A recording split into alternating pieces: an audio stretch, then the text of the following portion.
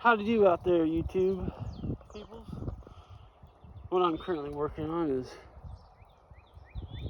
removing this thicket, this hellish thicket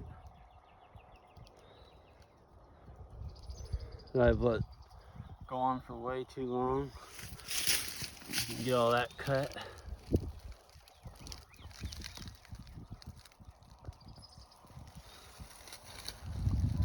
Get over there and get the base of that. Get all this cut and put in a big pile so I can get the mower through on the other side. Such fun stuff.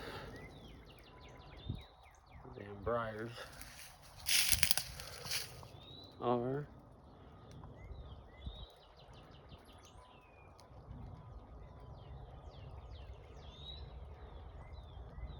Fiskars Loppers. Couldn't ask for a better brand. I've had these, oh gosh, 6-7 years, maybe.